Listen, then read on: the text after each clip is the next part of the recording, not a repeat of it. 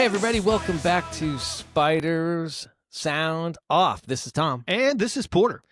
And we are here to talk about a couple wins this time, which is better than the last one where we had a couple losses to talk about. I'm in a New York state of mind. Yeah, it is kind of New York doubleheader week. We'll get to the games and the previews. I know you want to harass me to start this. I wanted to just remind everybody so coming in. So we're a fan-based podcast, a couple of Richmond Spider fans interacting with each other, talking basketball.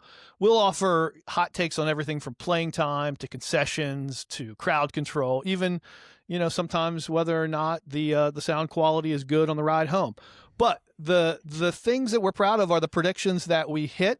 I think I've done the math. We're right exactly 50% of the time. So that's pretty good, right? Statistically speaking. Yeah, 50% of the time we give you a hot take that sticks. In basketball or baseball. I want to go back to my two best predictions so far, if I could. My number one prediction after watching practice in August was talking about Alicia Newell and that she had taken a huge leap forward and was going to become an absolute menace on defense for the Spiders.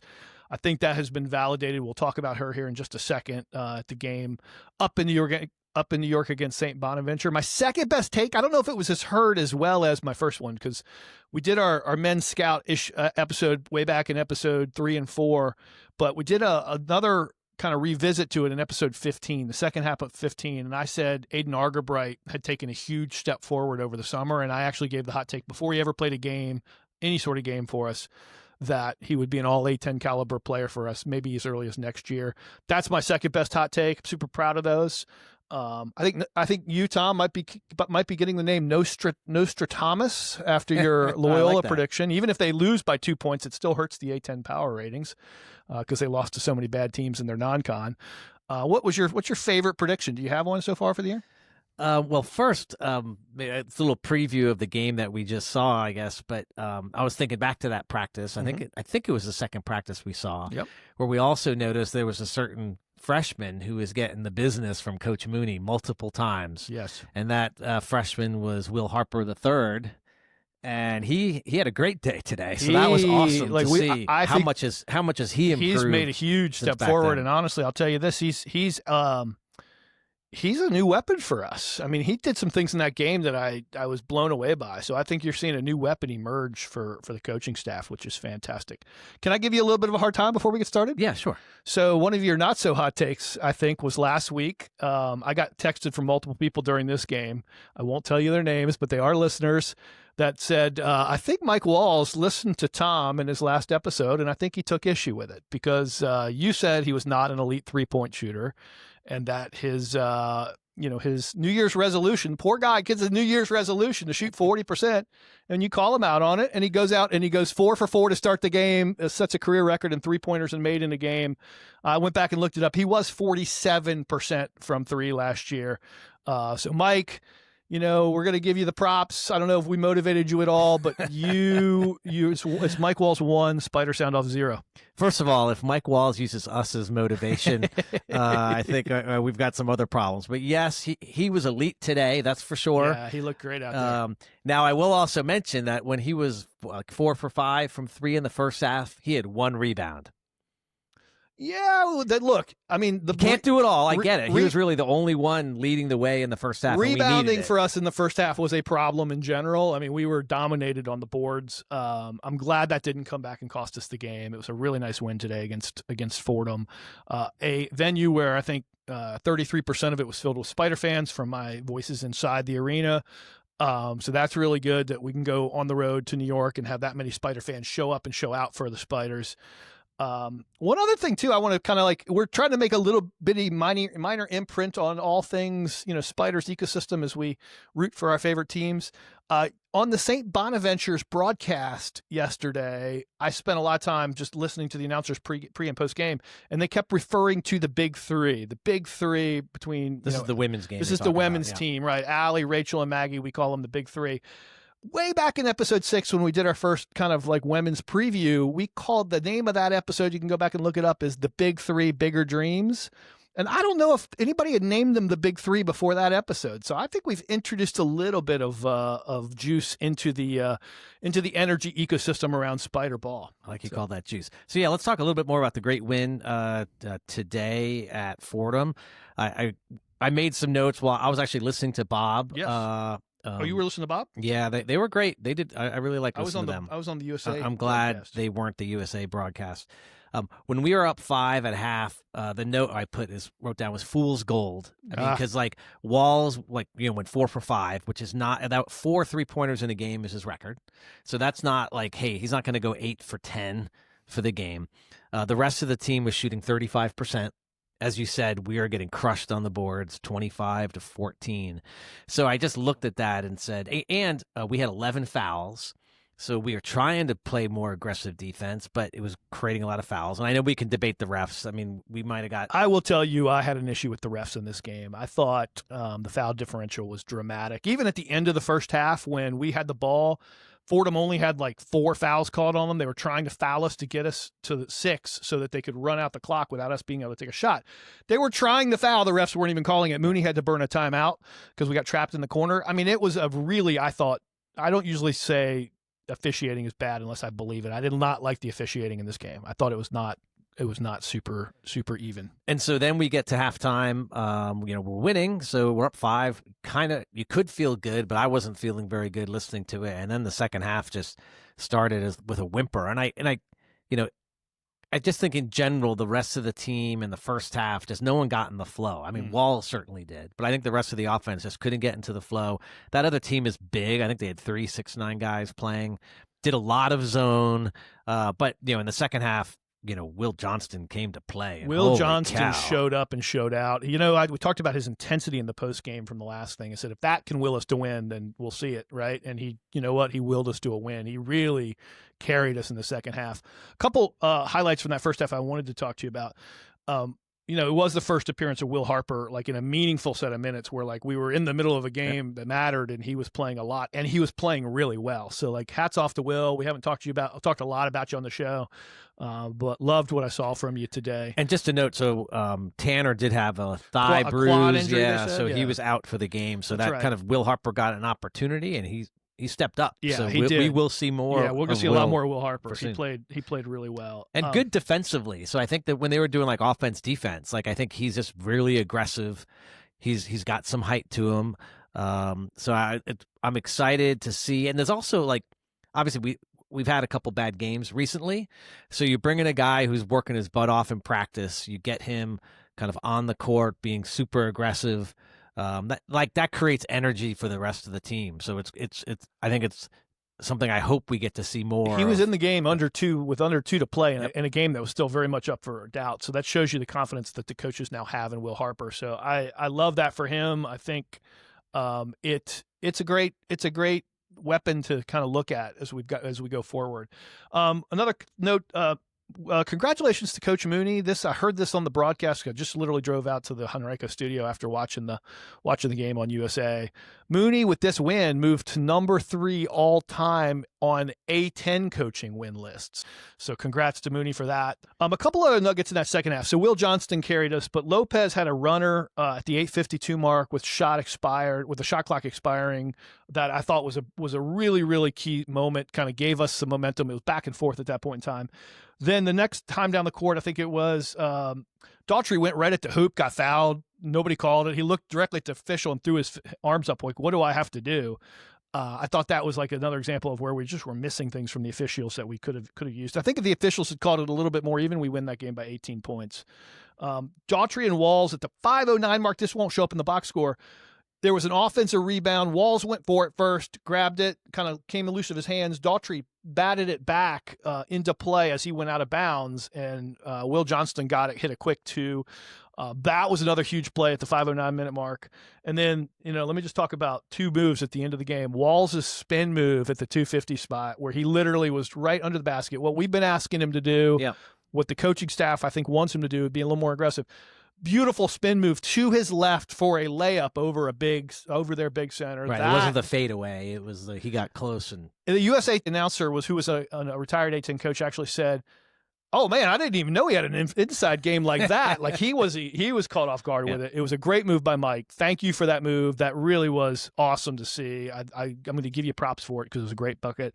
And then the 158 mark, Daughtry straight to the hoop. Like, get in front of me at your own peril because I will run over you and it's going to hurt. Like with a left-handed layup, 158 to go.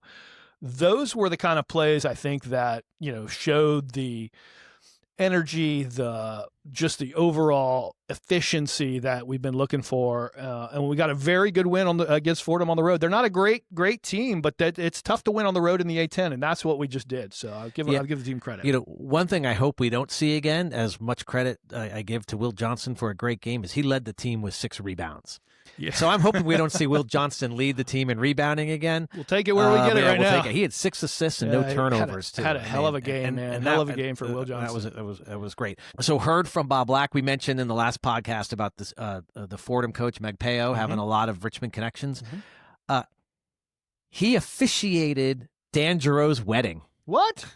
So the Fordham coach officiated. Yeah, because they were both coaches at Campbell together. Holy cow! So that's pretty neat. Also, LL Cool J was at the game. LL Cool J in the house. And if you get a win in front of LL Cool J, there's just something special with that. And Bob Black again kind of had the insight that I guess his bodyguard is somehow related to Jaden Daughtry. Really? So LL Cool J was there, kind of with his bodyguard, who wanted to see. I don't know if it's a nephew or what that relationship is. But I think from my voices inside the arena, they said that Daughtry had a cheering section that was like 30 deep there, and that there was a Queens connection. Either he's from Queens or he played in Queens at some point in time. So that's awesome, man. That's awesome. And they had, it was nice too, they had AJ Lopez's dad on at halftime. Oh, okay. They had Will Gipe first, who gave a little bit, because he had the scout. So they kind of, he was kind of the halftime. Nice job, Gipe, on that scout. Talking about the team and a little bit of kind of, they knew they were going to get out rebounded by these giants that this team had. But they still needed to kind of get more aggressive. But then it was great to hear AJ's dad talk about. I mean, he was happy because we were winning, but there was a bit of like he had coached AJ. It didn't sound like AJ ever had like that professional coach that some youth had. Like his dad was his coach, and his dad was like, "I need to see AJ going more to the rim." So it's fun to hear a parent kind of coach up his parent. AJ playing from all 3 levels. So great game for the men. I think they're staying in New York, going up to St. Bonaventure. Yep. That'll be another very tough game. We don't typically do well at St. Bonaventure, but to your point last episode, if we want to be a top half team, you got to win these games against these other kind of medium of the road, middle of the road A-10 teams. Yeah, so I'm guessing they'll find more to do in New York City the next couple of days than they would if they went to Olean right now. But absolutely. But that game is coming. Before we talk about kind of a preview on that, you want to talk about the women's big results at St. Bonaventure.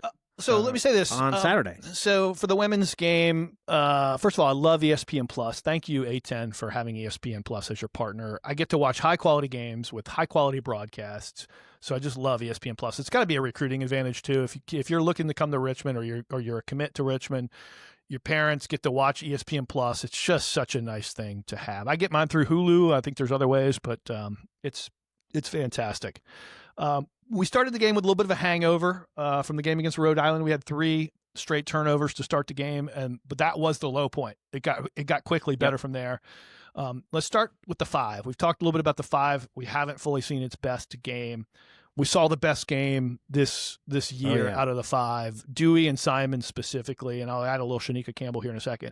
Dewey and Simon went 8 for 10 in the game, 4 from 5 from 3-point land. They lit it up. Well, Dewey from the start, that was great to see. Yeah, 22 points total.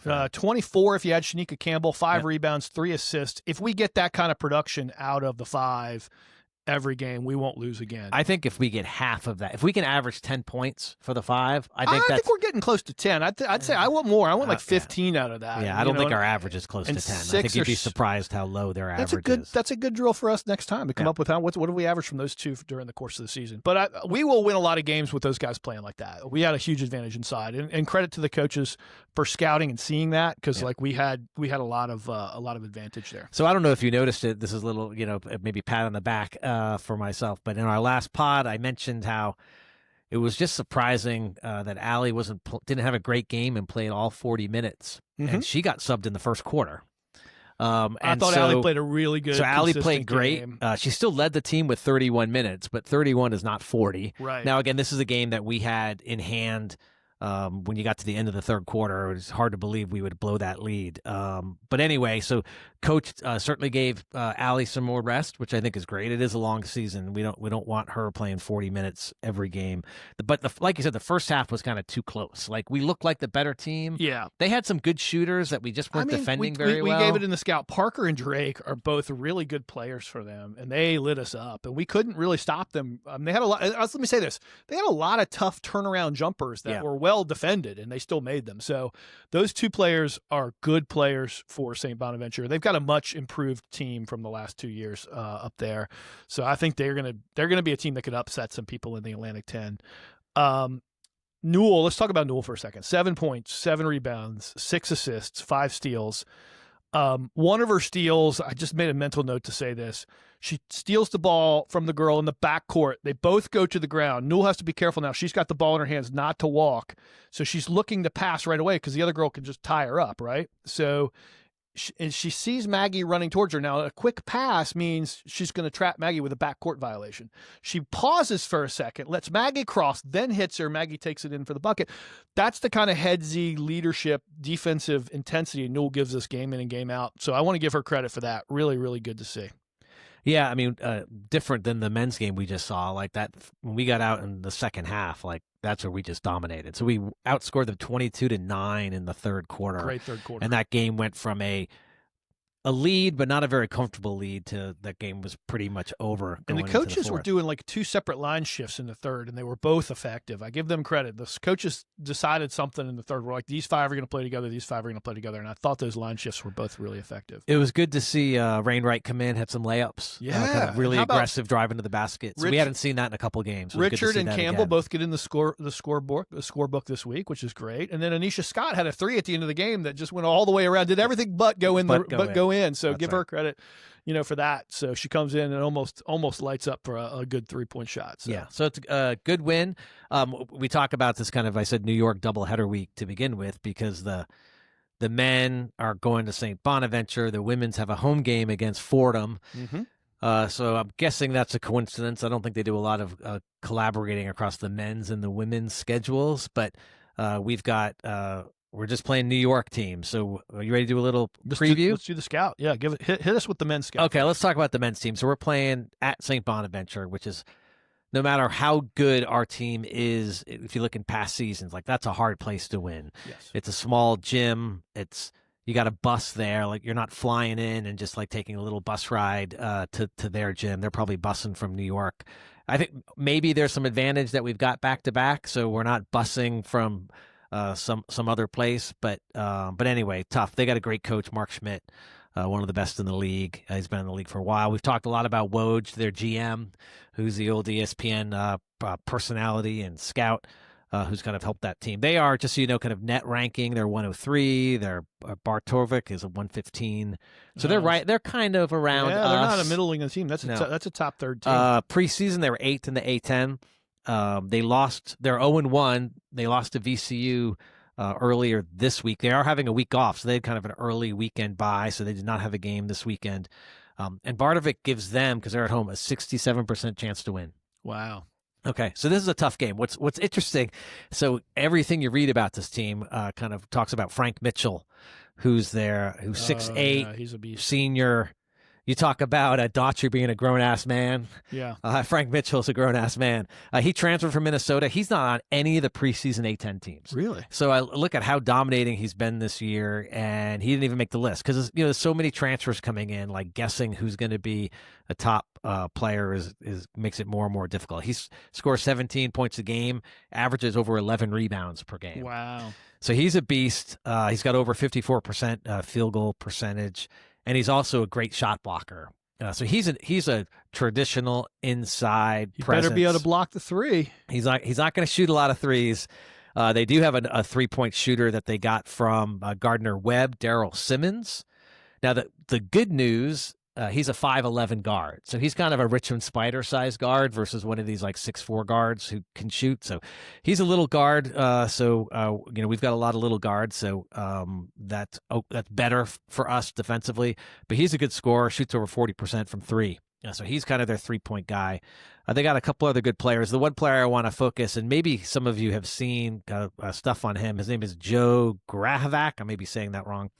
He's a sophomore, averages 1.8 blocks per game. But there's a really nice story about him. First of all, he looks like the 70s Bill Walton. He's got big orange hair and an orange beard. Somewhere between like Carrot Top and Bill Walton. Maybe like a little bit like Fletch when he dreamed he was on the Lakers.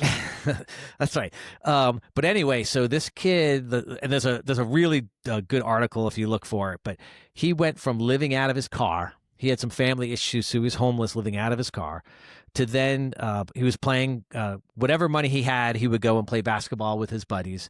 There was some sort of event where he got identified by a junior college, went to a junior college. Woj had somebody kind of reference, hey, you should check out this guy. Woj goes, sees him out in California. Woj is the only one in that gym who's scouting. He's like, where are all the other scouts? There's no California colleges. There's nothing. Woj connects with the guy. They have a great, builds that relationship. He's a sophomore. He's already getting kind of NBA talk because he's a big guy. Wow. And he's skilled. He's still still fairly new to the game in terms of having like good coaching and a good system around him. So he's not going to be the guy that scores 20 against us, but he'll be a fun watch, and there's a fun story. Just a couple other notes. Yeah, I don't know how controversial this is, but I think they have the ugliest colors in all of college sports. That's fair. Yeah, I don't even know what it's like. Not even like a nice brown. It's like a gross brown. If you want to debate that, please give me some other teams. But anyway, if you look at this team in general, they're a shot blocking team. They're great at rebounding. They don't shoot a lot of threes. They shoot it okay, but they're not going to be kind of this dominant, like just winging it from three, like William and Mary was, for example.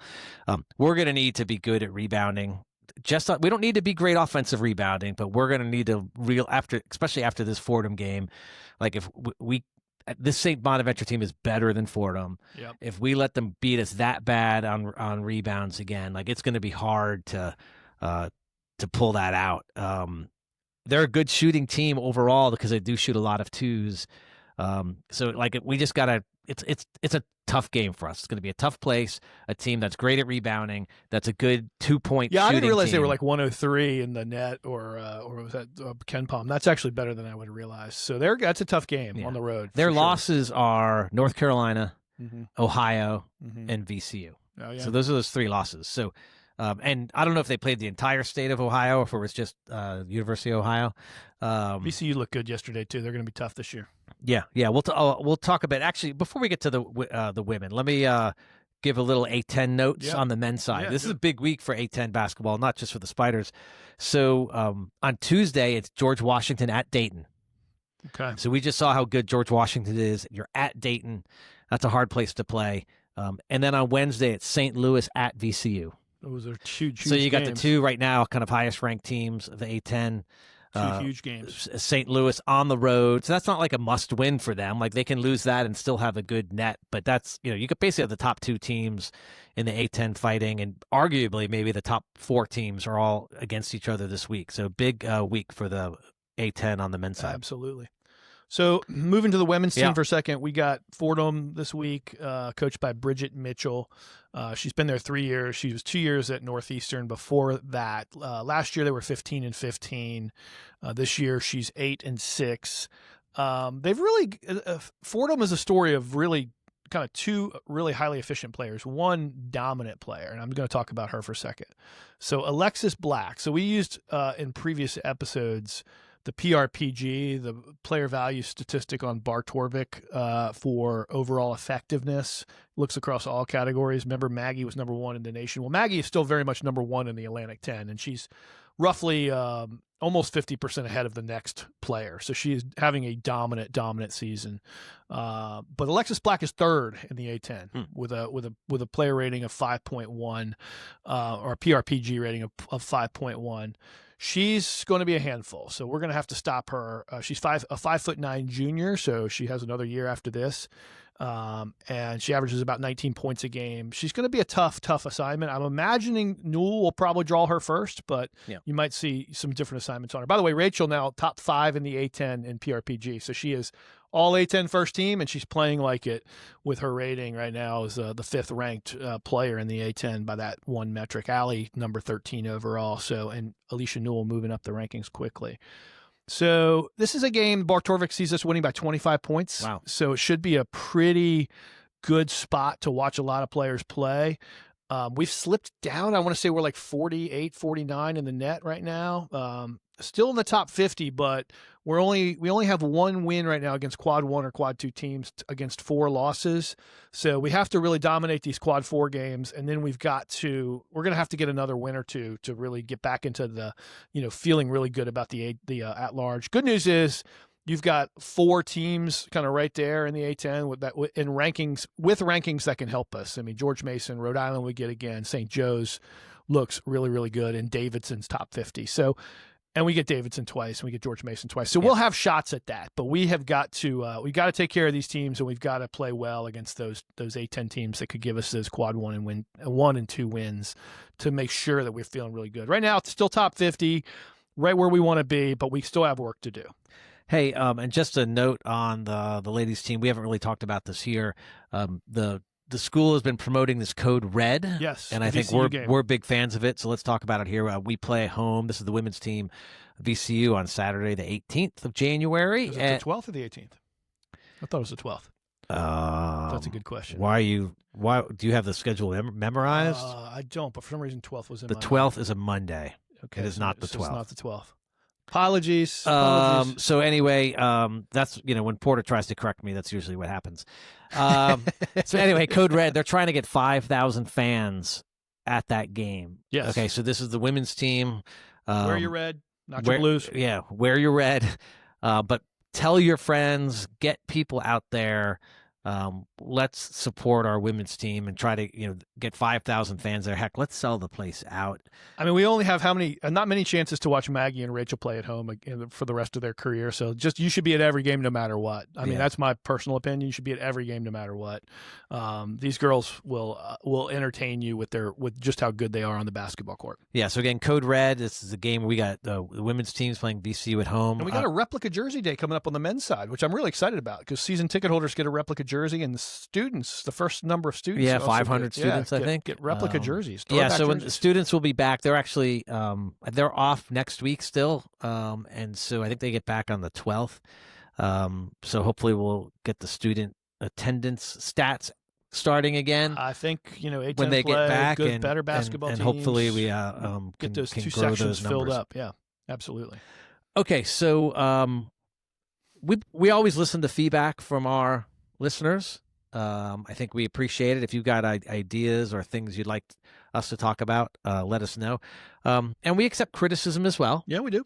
We've got some criticism that at the ending, but heck, probably in my intro as well. I don't always say the name of our podcast correctly. That's true. So we're going to try some Spider's sound off last week, I think. Yes, that's right. So we're going to try some alternate endings here. And, you guys can let us know which is your favorite. We'll test these out ourselves, and we'll listen when we're done. Okay, so we're going to first just do our, let's say, our traditional after 33 episodes. I don't know if we did it all 33, but we did it a lot. And we'll do our typical ending. So, thanks, everybody, for listening. This is Tom. This is Porter. And this is Spiders sounding off. See ya. Okay. Gonna let that sit for a second. Let that one just soak in. Okay, so that's the one we've been doing. I thought I've drafted a few different ones here, so Porter's gonna have to do his improv skills here. But I thought we'd do like a respectable ending, a very professional, kind of like a newsworthy ending. So pretend we're just talking. All right, well, that's all we're gonna have for us today. We appreciate you listening and for being part of our conversation. And that's the way it is. January 4th. 2026. Okay, so that's the respectable ending. Hope you like that one. We'll try one. This one's a little more creative, and yes, we're kind of ripping off a certain movie from the early '90s, but a popular cartoon as well. We'll call this the Scooby-Doo ending. You ready to do the Scooby-Doo ending? Wait. First, we have to do the. Ruh-roh. Zoinks! What is it now? It was Spider's sound off the whole time. And we would have gotten away with it if it weren't for those meddling listeners. Yes, that's true. Okay, so that one that may stick. That's probably what the fans are going to like the most. Then what do we do? But anyway, we'll go with kind of one, which is maybe somewhere in the middle of our original one that got criticism because I called it the wrong thing too often, and the respectable ending. So anyway, guys, thanks for joining us. Thanks for listening. We appreciate all you who are still here after 30 minutes. And if you enjoyed the episode, please share it with a fellow Spider. Give us a like or subscribe. This has been Spiders Sound Off. Go Spiders!